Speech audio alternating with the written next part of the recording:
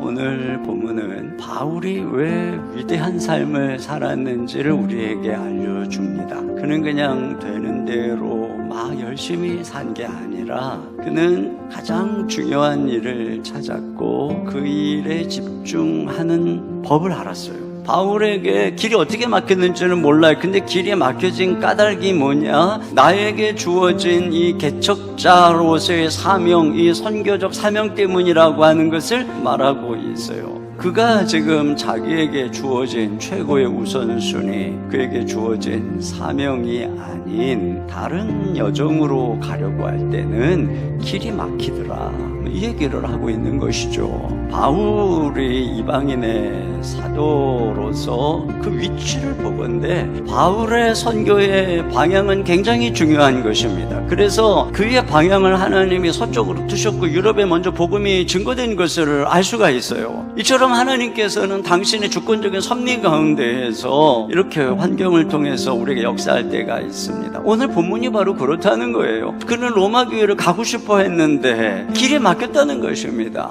왜요? 그에게는 더 중요한 사명들이 있었기 때문에. 그러니까 하나님께서는 종종 우리의 환경 속에서 섭리하심으로써 우리가 가야 할 방향, 그리고 우리가 해야 되는 중요한 일을 알게 하시는 것을 우리가 알 수가 있습니다. 당시에는 한 번 목적지를 정하면 몇 달이 걸리는 거예요. 오늘 바울이 로마서를 쓰고 그가 순교하기까지 그의 인생에 남은 기간은 추산해보면 10년도 채 남지 않았어요.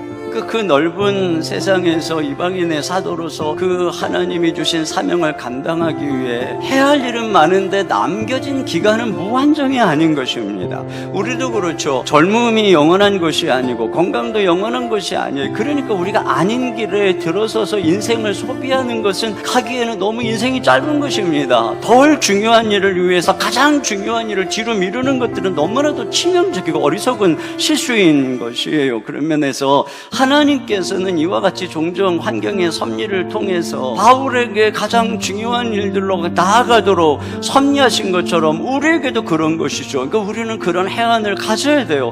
그리고 바울처럼 거기에 순종하면서 걸어갈 수 있어야 되는 것입니다. 여러분, 과연 여러분의 삶의 우선순위는 어디에 있습니까? 나는 어디에 가장 많은 시간을 쓰며 어떻게 지금 나의 세월을 사용하고 있습니까? 보고 싶은 사람을 보고 평안한 환경을 추구하고 육체적인 쉼과 기쁨을 추구하고, 만약에 그것이 여러분의 삶의 중요한 우선순위라고 하면, 그리고 그렇게 하는 게 뭐가 문제야? 만약에 여러분이 그렇게 반문한다면 여러분은 아직도 인생을 내가 무엇을 위해 주님께 부름받았는지 모르는 거예요. 내가 왜 이 세상에 태어났는지, 하나님이 무엇을 위해 나를 부르셨는지, 정말 집중해야 되는 소중한 일이 무엇인지 찾지 못한 채 그저 남들이 살아가는 대로 살아가다가 인생 끝내는 것입니다. 우리 인생이 향방 없이 주어진 것이 아닙니다. 바다에 항해하는 배가 북극성을 보고 방향을 잡듯이 우리 인생의 길도 안내하는 북극성인데, 그것이 하나님의 부르심입니다. 사명입니다. 우리 삶의 가장 중요한 우선순위, 만약에 우리가 그 북극성을 잃어버리고 그 정북향을 잃어버리고 방향을 잃고 부르심을 외면한 채 인생을 살아간다면, 설사 여러분이 사업에 성공하고 승진하고 건강하고 즐거운 삶을 걱정 없이 살아가고 있다 할지라도 여러분의 삶은 하나님의 뜻을 거부한 인생입니다. 소중한 인생을 허비하고 있는 것입니다. 인생을 걸 가장 중요한 한 가지, 부르심 사명에 집중하십시오. 그리고 날마다 기도하며 걸어가십시오. 그러면 저와 여러분의 인생은 복음의 진보를 이루는 위대한 여정이 될 것입니다.